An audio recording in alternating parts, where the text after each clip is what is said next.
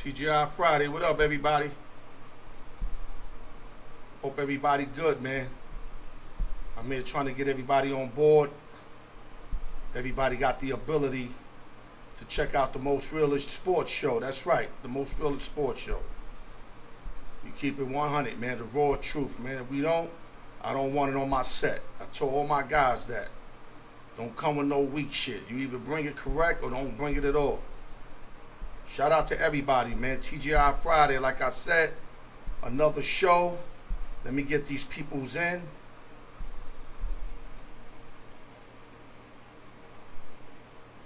Yeah, I'm just waiting the people room to fill up, and then we gonna work, man.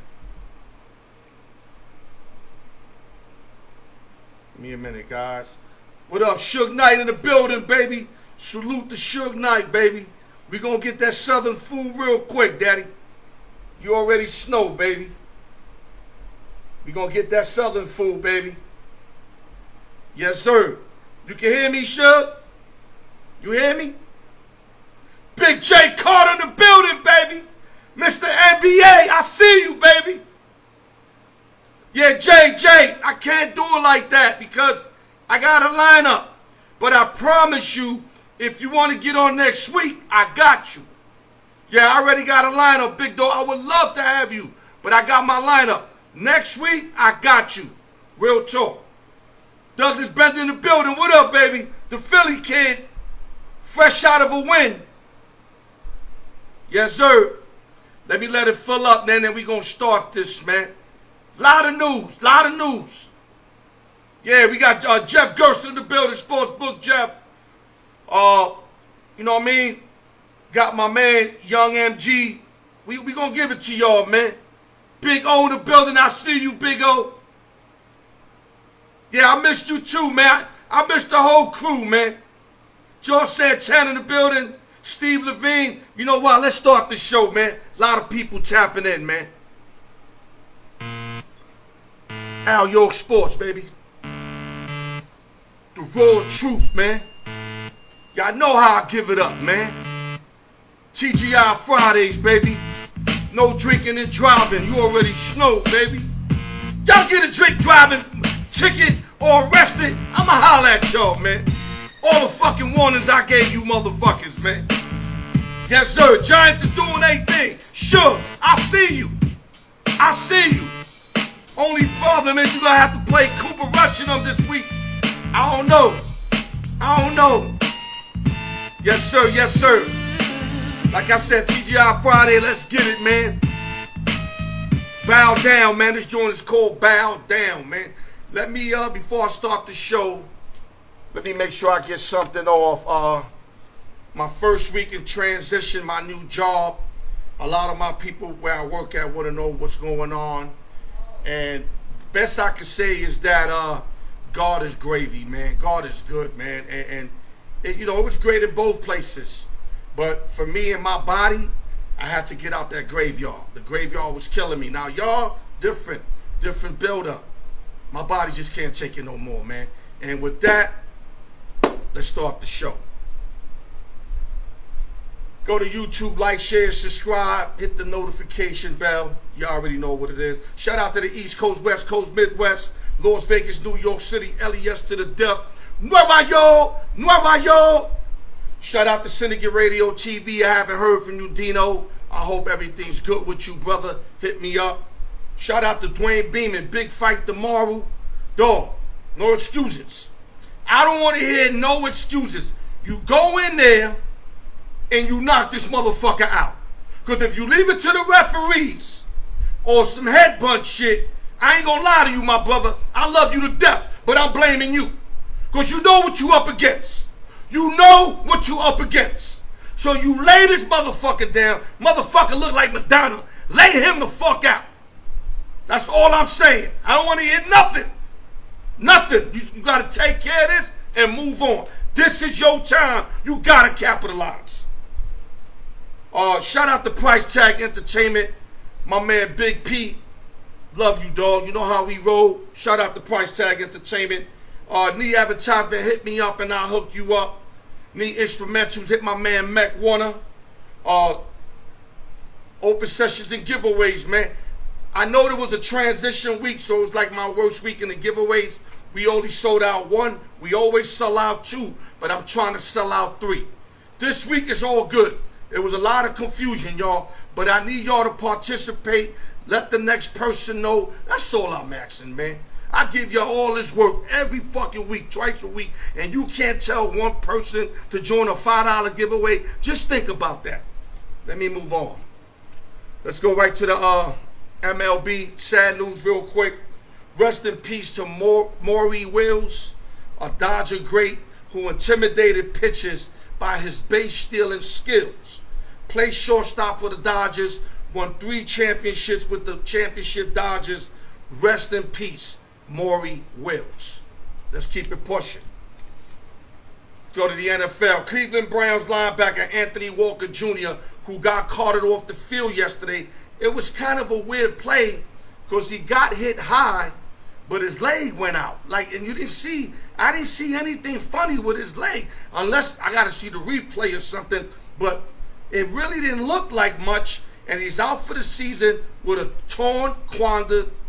And let me tell you, this injury happened yesterday, and it's a bad name injury, but when you look at it, you really can't see anything. But, you know, he's out for the season, and another injury and another obstacle that the Cleveland Browns are going to have to overcome. But they whooped on them Steelers, Felix Jacino. Remember what I told y'all? Your team is average. You want to say 11 and whatever, 7, 11, 6. They averaged. Next story.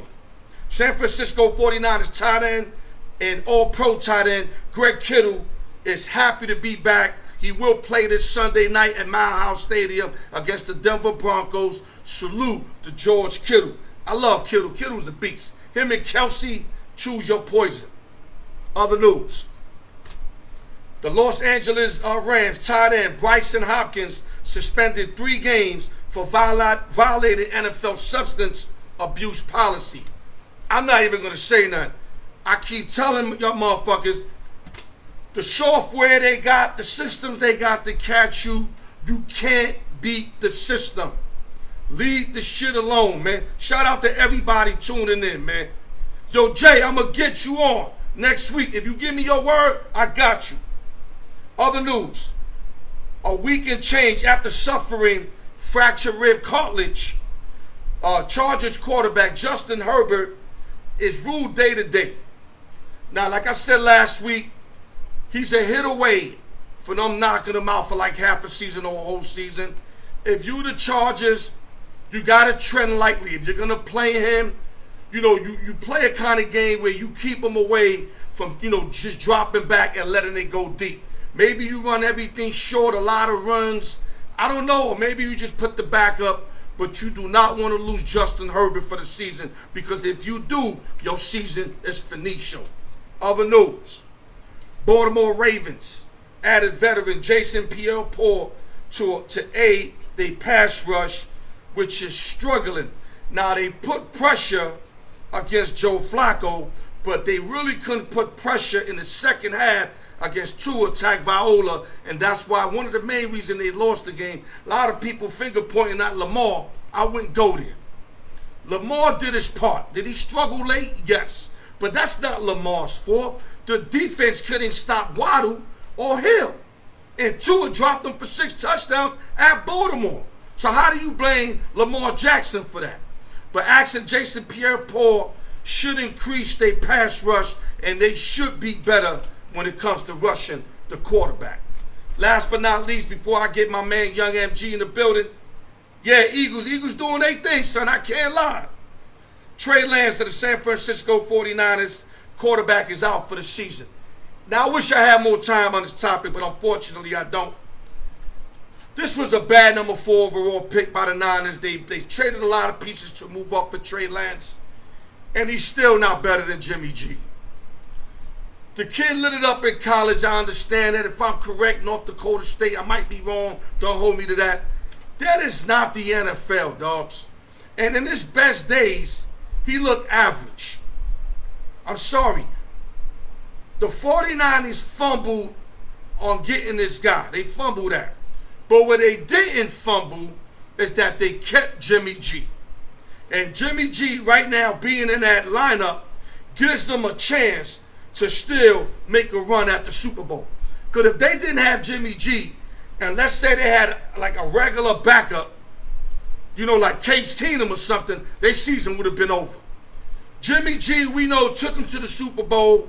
Whether he played his part or not, he took them to the Super Bowl, and he gives them a fighting chance to get back. Trey Lance right now is looking like a bust. So I know he's been injured, I get it, but he's looking like a bust, and now they need Jimmy G to save them and save their season. Young MG, where you at? Let's get this party started. Matter of fact, my bad, Sportsbook Jeff. Sportsbook Jeff's coming on first. I forgot I reversed their roles. Sportsbook Jeff, let's get on. Then let's get MG afterwards. Let's see, hold up. I might have to snatch him up. Let me see if I see him here. Okay, hold up, guys.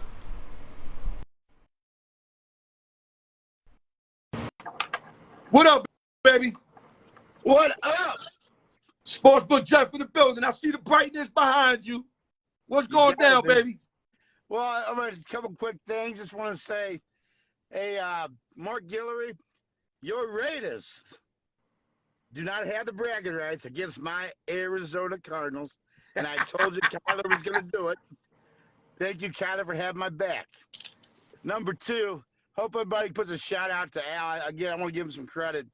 You guys don't know what he goes through to get ready for this show. And I do, because we talk every day.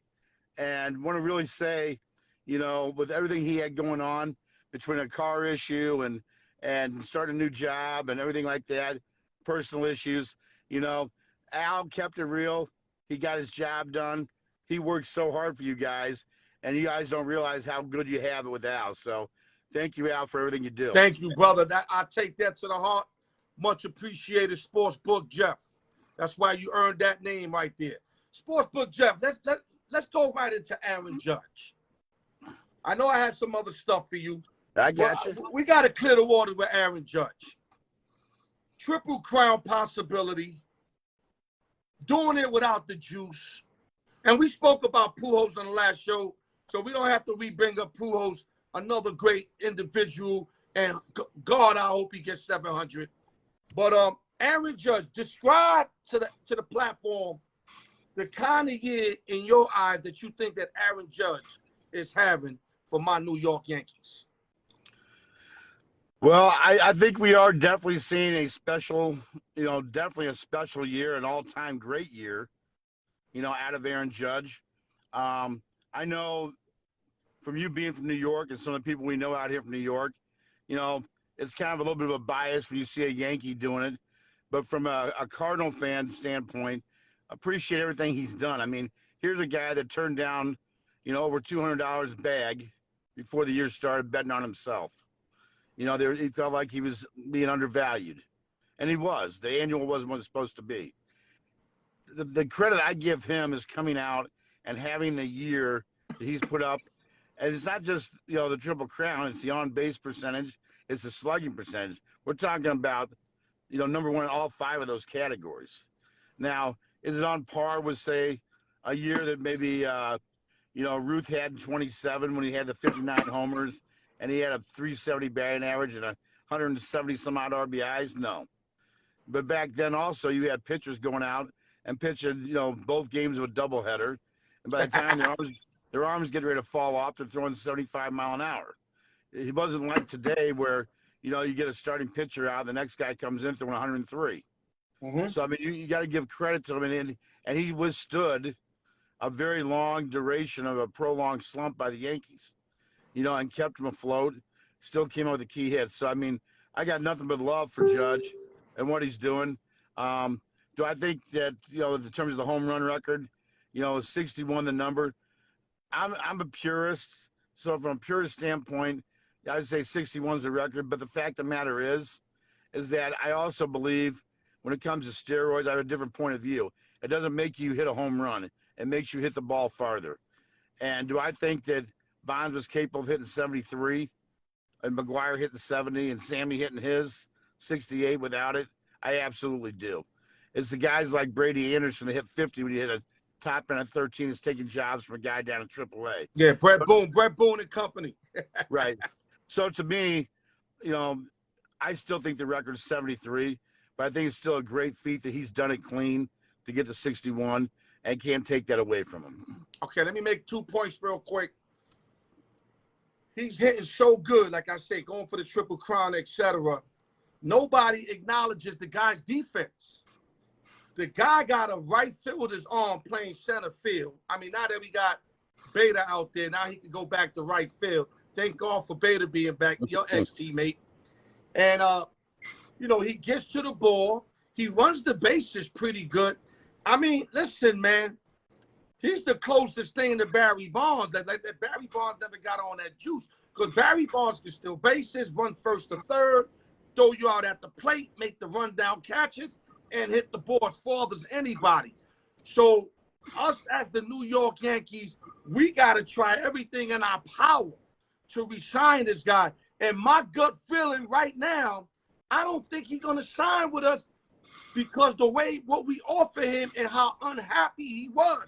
I think he's going to carry that on. Now, if we go deep in the playoffs, Jeff, and he sees us fighting and they happen to gel, and let's say they get through the Astros and get to the chip, then that might change a couple of things.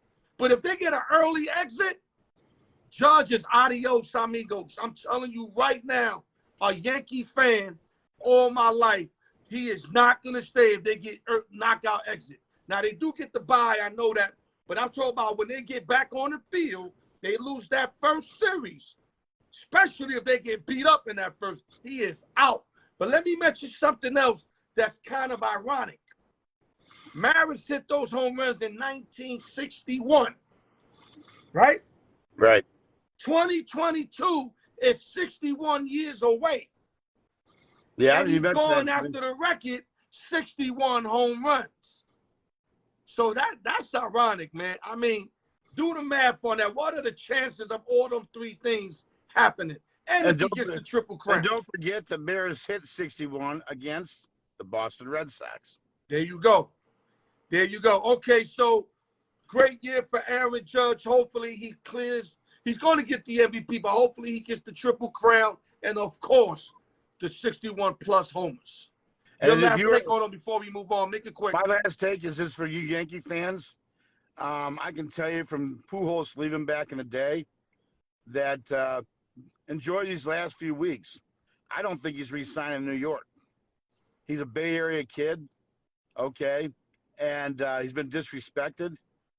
He's kept it under wraps. He hadn't said much, and I think the kid wants to go home. The Giants got all the money in the world to go match the Yankees. In fact, more than what the Yankees have. Right. So I think you're seeing the end of days for Judge and Yankee pinstripes. Right. I don't see him going to Frisco because of the dimensions. Like I said, a lot of them home runs in Yankee Stadium are can of corn in San Francisco. Now, I can see a little park, yes. I can see he goes somewhere with a little park where similar to Yankee Stadium, maybe something like that, because he must know he hit a lot of home runs, Jeff, unlike Bonds. That's why I think the steroids kicked in. Bonds' home runs were like, my gosh, in that water. What you call that water? The McCovey Cone? Like, McCovey Cone. Clear. A lot of Judge's home runs, the right field home runs are barely clearing. Now, they are home runs. I get it. But in Frisco, those ain't home runs. That's all I'm saying. Now, the one thing you probably don't want to hear as a Yankee fan is I think that the spot, if you're an American League team that had the best shot at him, I hate to tell you this, is the Boston Red Sox. Yeah. And I can see that little park. I can see that. And I think that they're going to let Bogarts go. They might even let Devers go. Okay. But I can see them bring the bag out for, Aaron here. So, I mean, be very, very careful. Boston's going to make a run at him. The only thing, same division, he grew up with the Yankees. I don't think he's going to nail it to them like that. Him leaving is kind of nail it to them. Going in the division is some additional shit. I think he got too much class for that, but he might leave, yes. Let's go to the other topic. We don't want to overkill. 2 words. You didn't get to touch this last week. Had technical difficulties with my new device. It's a beautiful device, by the way, but I just got to learn how to play with it. 2 words, Tom Brady. I told you a lot of people were disrespecting him. Me and you even kind of went in a little bit on him, but we were smart enough to know that you can never sleep on him. 2-0 with a bunch of hurt players, and he had a lot to do with both of those wins. Talk to us. Well, I'm probably going to be against you on what I think he had a lot to do with it. He hasn't thrown for 200 yards in a game yet, okay, this year. The defense has won 2 ball games, okay? He's moving the chains, though, Jeff. He is moving the chains, but not the same way. Right. And I think with all the distractions in his personal life, which I will comment on here, the reason why Brady came back, I found out from a Bostonian, okay, is that he's married in Massachusetts. If he'd have taken that job as that analyst for, I think it's Fox, the 10-year $350, basically his value would have been worth more than Giselle. Exactly. So guess who's paying alimony out of Massachusetts law? Brady. Brady came back to play to avoid paying alimony. That's why he's back. Okay? That's why the change happened. Okay? There's problems. And a lot of people don't know that. Right. There's problems in the marriage. They're blaming it on football coming back. Has zero to do with that. Now, I think there's some tough days coming for Tom Brady this year. He's 2-0 right now. He's not going to run the table. Okay? I mean, it might even stop as early as this weekend. I mean, you got a very hungry Green Bay Packers team going down to Tampa. We know Aaron Rodgers doesn't do well in Florida. The humidity's not good for him. But again, this is a revenge game. They haven't played in 2 years since the NFC Championship game. And believe me, the Packers have not forgotten about it. Brady beat him twice now. Right. I'm just saying. Aaron beat him in Tampa. That when I remember Green Bay went up 10-0. I was on the Packers that day. I thought they were going to roll, Jeff. And then he scored a whole game, and Brady and them scored like the last 34 points. So if there's any time that AR is going to beat him, it's going to be now when he got all these players hurt. Well, the way to beat the Tampa Bay defense is on the ground. And you got 2 big bruisers and Dillon, okay, and Aaron Jones, okay. And I think that they're gonna sit here and play a little ball control on that Tampa defense because where their weakness is the defensive line, okay. They lost Pierre-Paul, right? They lost Sue, okay. And nobody's taking advantage of that yet. You're gonna see that this weekend. Shaq balling though, baby. Shaq balling, man. They got a lot of guys balling. I think Dean is balling. They got guys that are stepping up in these 2 games, Jeff. But I know what you're saying. They lost huge components. I get that. But they got guys stepping up. That's all I'm saying. Winfield stepping up in the cornerback position. These guys are balling. David is playing linebacker. You know, White, them guys is balling, man. But I know what you're saying. They still lost. Packers got that running game going. They brought that screen game back, and nobody screens better than the Green Bay Packers. Okay? I expect Green Bay to dictate tempo, dictate the way this game's played. It's not going to be downfield. In fact, if you look at the total on this game, when's the last time you saw a total of 42 on Brady versus Rodgers? You're right, and that has to do with a lot of receivers. Sammy Watkins is ruled out too, by the way. So they're going to be playing with a lot of, like Miller's going to be playing. I think they signed Cole Beasley. Right. I mean, and you got to understand, here's a little. Who's a possession guy. You know how Evans is suspended for this game, right? Yes. That's another thing. But one thing you don't realize is there's a guy that made the decision to uphold the suspension, okay, that's connected to the Green Bay Packers. Wow. To make sure he didn't play this game. Now, is Julio ruled out still? Day to day. Julio's important right now. They could really use Julio Jones in this magnitude kind of a game. This game is a playoff game in the third week of football. Julio as you are. I've seen Julio for 2 or 3 years. He's lost a step, okay? And no, but what I'm saying, Jeff, them having lack of people, he can have a big game. Well, don't forget the strength of that Green Bay Packers defense is their secondary with Alexander and a few of the other ones. Right. So, I mean, these receivers run a bad pattern. I mean, it could be 6 the other way. Don't forget that. Green Bay's strength is the secondary. Okay. So your prediction on the Buccaneers this year, real quick, what would you say? Give me that record. I'm not going to go Super Bowls too early. Just give me a prediction record for the Buccaneers. I think they're somewhere around 11-6, 12-5. They likely win the division. There's no competition. But I think it's early out in the playoff. Oh, okay. If they get everybody healthy, it's not going to be an easy out. I see them maybe going to the conference championship game, maybe. But everybody's got to be healthy, and they got to get at least a couple of more offensive linemen. That has to happen. So they're going to get exposed. One thing I'm going to tell you is that number 1 seed is going to be a very key seed in the NFC this year because you got a lot of parity even at the top. Right. So to avoid playing, and the only team that gets the bye is that 1 seed, the way the playoffs are set up. So once we get along midway through the season, probably revisit coming back and looking at who's potentially that 1 seed. All I'm saying, I ain't sleeping on Tom Brady. I know a lot of my peoples hate him. Brian Ford, Humpty, William Bright, they all hate Brady. But, yo, motherfucker wins, man. Motherfucker wins.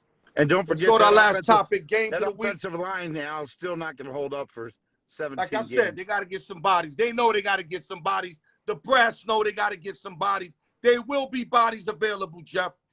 You know, even if they got to trade a 6th rounder, a 5th rounder, by mid-season, trust me as I tell you, they will get more bodies. That's a fact. Okay. That's about, can they hold a position? Can they play good enough? It's something else. But they will get some bodies there. That's a fact. Now let's move on to games to watch. College football. We got roughly 8 minutes. I was going to give you 3. I'm going to throw you an extra 5. So let's knock these out in 8 minutes, okay?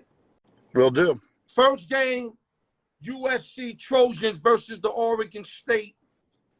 Oh, my God. This here, it's a game that a lot of people sleeping on.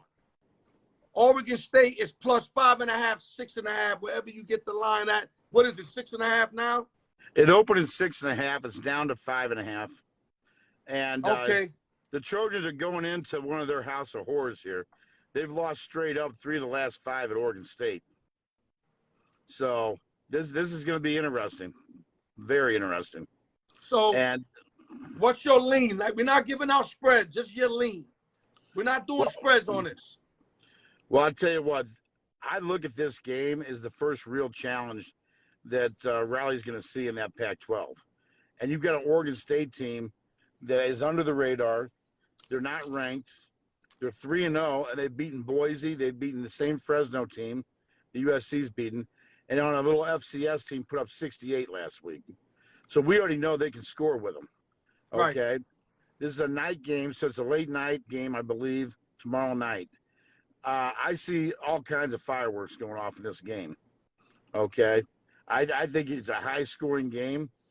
Yeah, I like the over. I was about to tell you, I like the over. 70.5 seems like a lot of points, but I actually think it's probably off 2 or 3 touchdowns. It might be the last one standing. But I can tell you right now, this is a great spot for Oregon State. Do I think they can pull it off? I do think they can pull it off.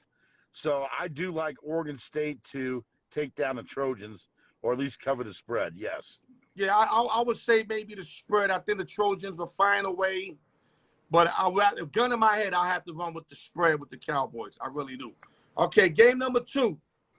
Clemson Tigers versus Wake Forest. Tigers are 3-0. Wake Forest is 3-0.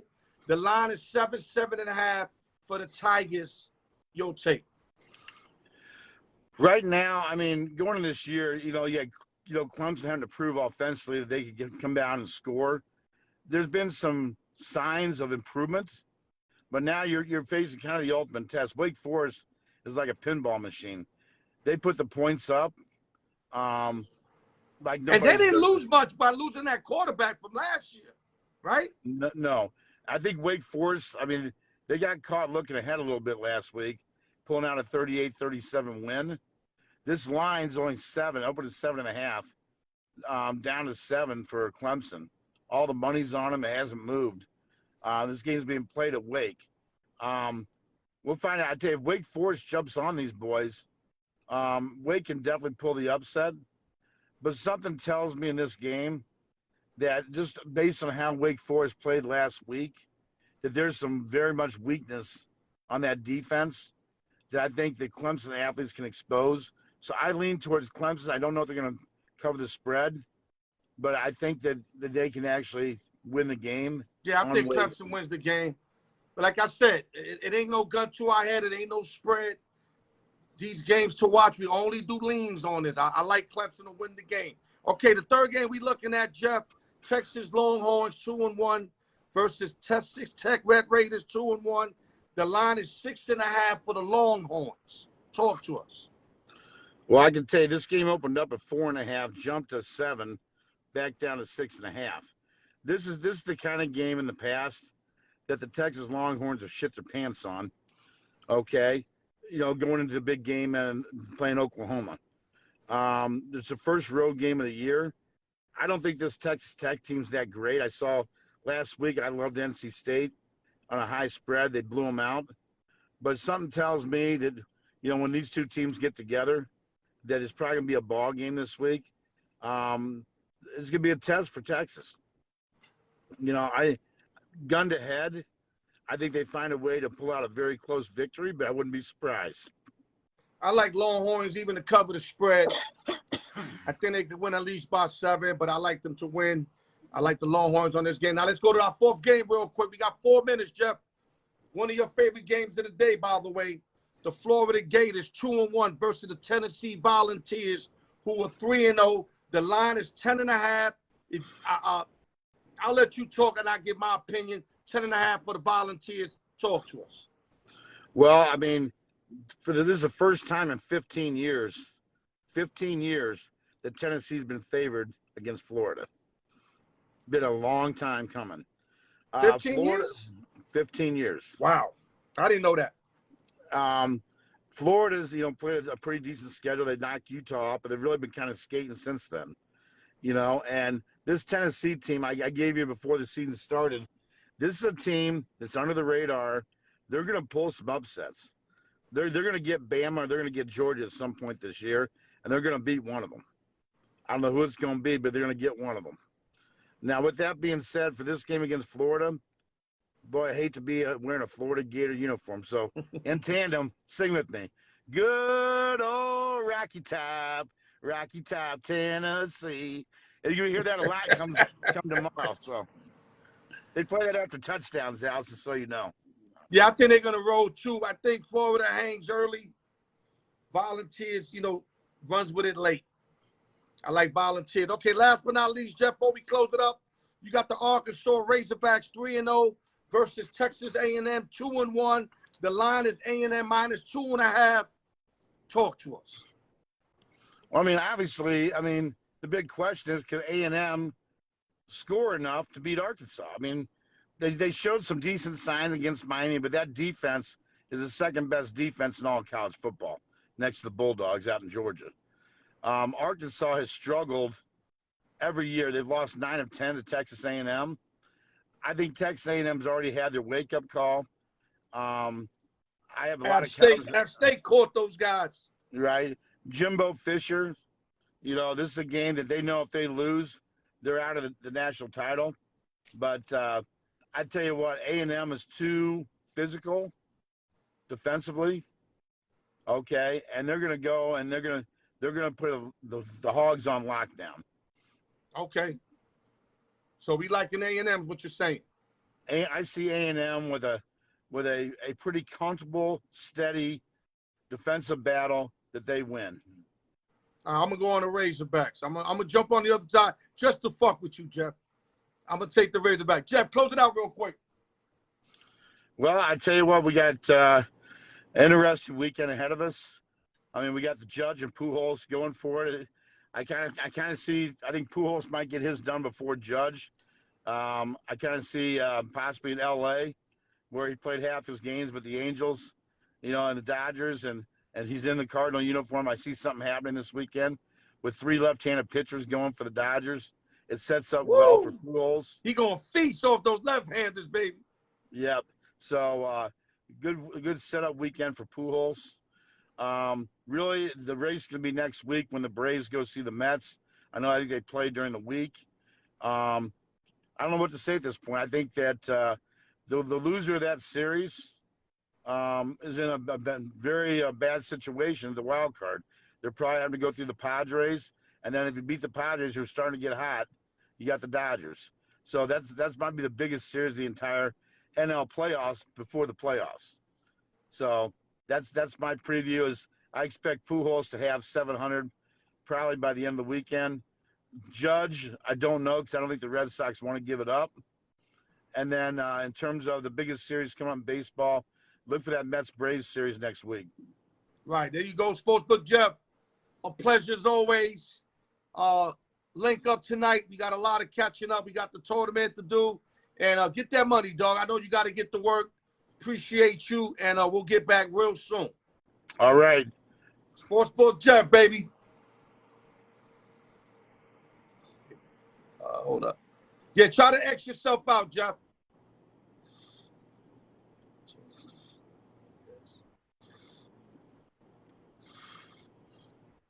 Okay, here we go. Young MG, where you at, baby? Young MG, let's get it.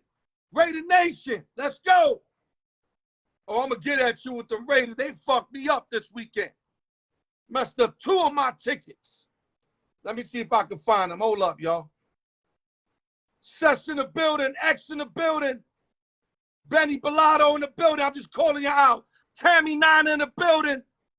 Let's get it. Eve in the building. Steve Levine.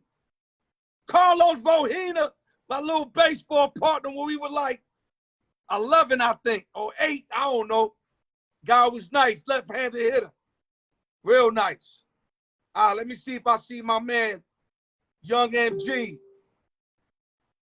I hope he ain't have no drinks and forgot, man. Oh, this might be him here. Hold up, guys. Hold up, guys. We might get the Young MG in the building, baby. What's up? What's up? What's cracking? Young MG in the building. What's popping, baby? Oh, man, Sportsbook Jeff, don't you ever call me out. You know you didn't win that. The Raiders lost that game. They took 23-7 into the fourth quarter. Don't you call me out. We gonna run up. We gonna get there. Let's take care of business in front of us. We got bigger fish to fry right now. Let's fry them fish. You mentioned Ime Udoka, the head coach of the Boston Celtics of the NBA. You got more knowledge than me. I'm going to kind of piggyback on you on this one. I'm a devil advocate at you. I'm going to throw some shots in. But educate my audience the information that you snatched up about this whole situation. So the information is fluid. And there's a couple of leaks coming out, but apparently the head coach of the Boston Celtics was having an illicit consensual affair with a junior to high-ranking female executive of the club. There was some kind of warning about that affair. There's rumors that it could have been, it allegedly may have been a wife of one of the executives with the team. Wow. And also, hold on, G. If that's what that is, that's some other shit. And maybe the affair stopped, and the coach kept on making advances like he wanted to reignite the illicit affair, the debauchery in C-Town. And as you guys know, the head coach of the Boston Celtics is a longtime fiance of Nia Long, actress Nia Long. They've been dating for 10 years. Nia Long does not want to get married. They got engaged 5 years ago and have a 10-year-old son together. So right. It's and a pretty who's big to say deal. that their relationship is strong? Nobody knows the exacts. Now, I'm not here trying to back him up, but at the same time, a man's going to be a man, but not in this situation, not being the head coach of the Boston Celtics. Maybe if you was an assistant coach, a trainer, I'm totally with you, but not the head coach, because the head coach is considered one of the leaders. And the way Boston's running their organization, everything's really corporate over there. This is why it's so big. But go ahead, continue. Yeah, and in this situation, you have to put yourself as the head of the organization, and you have a guy that's boning heck of chicks in your organization. Some of them are married. You don't want that. You don't want that in your organization. You don't want that. And also, it's going to lead to big trouble when things stop happening. When one person wants to keep on going and the other person doesn't. It's going to lead to like. MG, hold up. I'm hearing he knocked down a few girls. That's what the rumor says. He knocked down a few of them. That could be a few lawsuits that the team would face. So now here's the thing. Why not just fire him? Why you suspend him? Here's my take. It's personal. It's personal. You know why they don't do that? I guess if they do that, would the suspension still be? No, it's suspension without pay. If they fire him, they gotta pay him his severance or his full contract. If they suspend him, they don't have to pay him nothing. At the end of the 1-year suspension, they have to decide whether they want to keep him going. They're going to fire him. That's no doubt about that. But they save a year of salary just by suspending him. So he might only have 3 years on his contract. They fire him next year, they only have to pay him for 2 years. They fire him this year, they got to pay him for 3 years. So they're saving money either way. They're moving forward. Well, not to keep it all negative, MG, the guy, under Greg Popovich for so many years, finally got the opportunity to run his own squad, took the Celtics to the chip last year, which I thought was a marvelous job. It's just sad that for all the great things that happened to him, that it kind of ends like this. Well, it ends like this because of his, he's thinking with the wrong head, basically. There you go. There you go. And plus, you're knocking down a few things, not just, I mean, one is enough to get, whatever. But now you're getting you're getting a little too much freedom. It's a mess. And I just point to none other than Matt Barnes, who was in his own mess a few years ago. He actually put an Instagram post up yesterday in support of the coach. And then he took it down today after he had learned how much of a mess it was. He was like, hey, it's quite a mess. My bad for posting that yesterday. I know what's up, and it ain't good. It's a mess. So and there's a bunch of players that initially they were like, hey, that's a good coach. Then when they find out more, they're like, oh, he got to go, I guess. Yeah, you're right. So that's good. That's why I'm very hesitant to jump the gun, because we don't have all facts. Correct. But what I do know, that's a fact, that he knocked down a few things. And where there's smoke, indeed, there is fire. Yo, if it looked like a dog and it barked like a dog, it's a fucking dog. You know what I'm saying? Okay. I wish the best for Udoka. At the end of the day, he didn't murder nobody. Did he break some rules? Yes, he did. But I think, I hope he learns from this, get the year suspension, learn from it, and then comes back to the league. And hopefully my New York Knicks decide to pick him up. Oh, I would love my New York Knicks to pick him up. Al.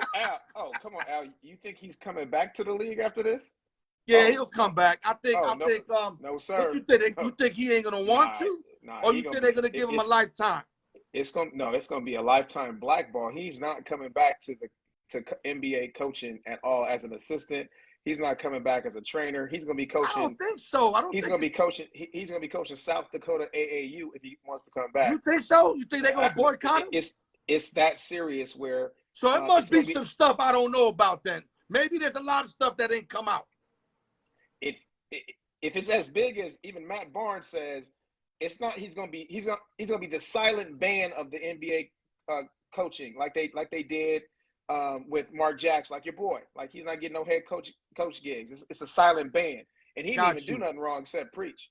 So imagine what they did to your boy Mark Jackson. I remember that our conversation we had. You love him, but players don't really dig him, and some of the teams are like, we don't want all that religious stuff in our locker room. Just that alone. So imagine he didn't even do anything wrong. Udoka did. He ain't no, Mark was totally against the gay community. Let's keep it 100. I know, but he didn't really. I mean, he vocalized it. Dog, you can't in private. At this moment of age, me just using the word gay community, I'm like skeptical. They don't play with that, dog. They don't play with that. That's why I'm gonna drop it right here, because if I say one more over, that could be my show could be banned for that. So I'm gonna leave it right here. Well, since I talked about Matt Barnes, let me use a better example. Derek Fisher was the head coach of the Lakers. He was sleeping with Matt Barnes' wife, Gloria, who's from Oakland. He slept with a few guys' wives, but go ahead. Right, and he's never going to coach again. And you notice he's not on the bench Bishop is real fishy. Just remember that. Just remember that. Okay, any last words before we go on to the next subject, bro? No, sir. What's up with your fucking Raiders? They Man. cost me 2 tickets, almost a ban. I had them just to win the fucking game. 20-point lead in the third quarter. What the fuck happened, MG? Talk to us, and I want you to cut thin, baby. Don't cut thick pieces. I like real thin pieces when I get my turkey. Cut it thin. Talk to us. Well, we have to go back to the first game against the Chargers. We were in that game, but 3 turnovers. No, they play hella good. They play hella good. They played good. They lost by they played horrible, but they only lost by 5 points. No, but what I'm saying was they competed the whole game. Right. And in this game, actually, the Raiders played very well. The first half, I went and got an ascot. I went and got a pipe. I lit the pipe. I had some, Grand Marnier. I was like, oh, this is a victory. Smoking my pipe after the first half. It was 20-0. Did they take their foot off the pedal or they just choked? That's absolutely what they did. They took their foot off the pedal, and indeed did choke. But what happened was the defense started playing soft zone. Arizona never gave up, but the defense played very well. They took a 23-7 lead into 8 minutes in the fourth quarter. And still covering. Your ticket was still good with 8 minutes and 40 seconds in the fourth quarter. And then the offense got all conservative. And I point to I have an uncle that played for Bill Walsh, and I point to him.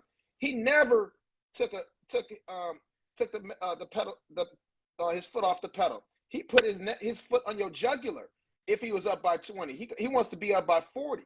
He demanded that, and that's what McDaniels needs to do with these Raiders. You're only up 20-0 in this league. It's any given Sunday, any given quarter, any given inch. So you got to play the whole game. Yeah, and Mark, another thing before I forget to throw this in.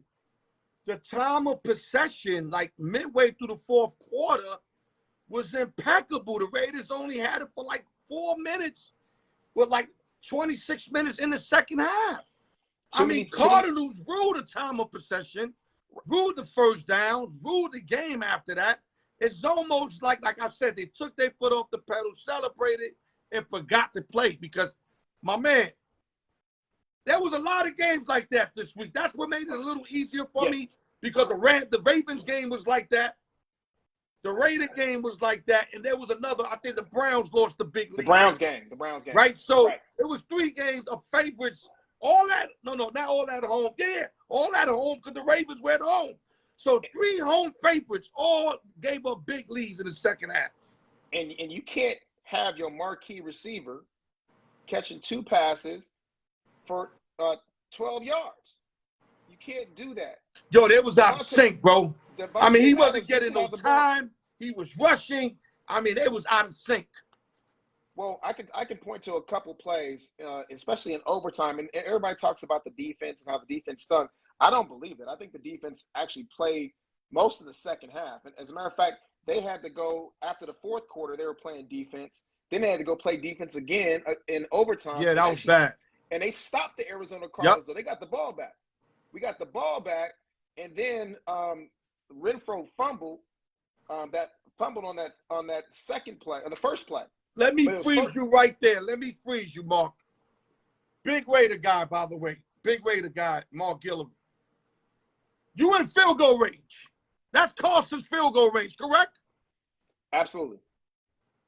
Why are you not running Jacobs or something? I know it's easy for me to say this now, but how do you not running east or west or up the gut? You're already in field goal range. A field goal wins the game. Correct. Cardinals touched the ball already. Now, I can see if the Cards didn't touch the ball, I'm not having this conversation with you because they got to get 6. You in field goal range. Now, I know it was a short pass. I get it. Renfro ended up fumbling. It wasn't the worst call. Not like they went deep or something. But to me, you do not throw the ball in that situation. You seen the Cardinals come all the way back. You fucking run that ball. You put Carlson out there, and you win the fucking game. Well, you got to look at the play before that when Renfro fumbled the second time. It was 1st and 10, and we're 2 yards from Carlson's field goal range. He can kick a 55-yarder. So all they needed was 2 yards on He's first money. and 10. It was McDaniels called a run play. Safety moved up. Carr checked out of the run and went after and targeted Adams. But the safety faked and he pulled back into zone coverage. And if you look at that play again, you'll see Foster Moreau, the LSU grad, off to his right, who would block but released, and Jacobs picked up his release block, and he was available in the flat with nobody around him for 10 yards. But Carr was so focused on Devontae Adams, he almost threw that interception. Right. That was the first play. But they did call a run play, but Carr checked out of it. That was irresponsible, Carr. You gotta play, number one, consistent. Number two, you have to play responsible and get the W, man. You don't need that play. Mark Guillory, I told you from the beginning of the year, Carr got all the ability, all the tools. He can push numbers up. But I don't trust him. That was a perfect example. I don't trust him. He has to do something for me to trust him. Now, he won that big game against the Chargers to get in the playoffs. I get it. But you had him up there as elite. I said, no, he's not, Mark. And if this don't prove it to you, and I don't want to hear one game because the last drive against the Chargers, he fucked up on them 4 downs. Well, I'll tell you what has to happen now. Now, the Raiders are either in the playoffs or out of the playoffs in the next 3 weeks. They got to go to Tennessee on Sunday. Then they back home for Denver. That's my next question. Let's get to the next question because we got 3 minutes. Sure. We're not going to be able to cover 3 games as we planned, but we'll cover the game that you want. 0-2 Vegas Raiders versus 0-2 Tennessee Titans at Tennessee. Real quick, your assumption of the game. Well, Raiders' run defense is actually really good. They're not giving up too many run yards. They stopped Eckler, and they're outside of Mighty Mouse there for Arizona. Arizona didn't really have that much of a run game either. So, I mean, they're going up against one of the toughest running backs in the league in Derrick Henry. Derrick Henry, baby. I mean, if they stop Derrick Henry, I don't think that the quarterback for Tennessee is going to win any games. He reminds me of Kerry Kittles. He reminds me of that New York Giant quarterback. But no, Kerry. It's not Kerry Kittles. I forgot his name. Who are you talking about? The old New York Giant quarterback that came to the Raiders. He reminds me of him. Oh, I know who you talk about. Damn, I can't get his name. Shit. Yeah. He played with the Panthers too and all that. Right, exactly. So that quarterback that the Titans have, man, he like plays himself out of game. So if the Raiders stop the run, and we can move the ball like the other team moved the ball against Collins. Kerry Collins. Yeah. I call him Kerry Kittles. Kerry Kittles played for as a It basketball took me a minute, but I got it. Yeah, Kerry Collins. That's who the quarterback for Tennessee reminds me of. I think we can win the game, but I mean we're in a must-win situation because 0-3 teams don't make the playoffs. There you go, Mark Guillory, Young MG. Last word, real quick, because I told Sportsbook Jeff that, and he ran for 3 minutes. Make it quick. Well, hey, it's football season, man. It's college football season, and it's Sunday football season. So we blessed. I'm glad it's back, and we can feel the passion and the fury every weekend, and I love it. Go Raiders. Keep representing the West Coast on my show. You got the West Coast locked down for me, baby. There you go. MG, Young MG, bless. Enjoy the weekend. I'm on the Raiders this week. Go Raiders. All right, man. Take it easy. All right, brother. Okay.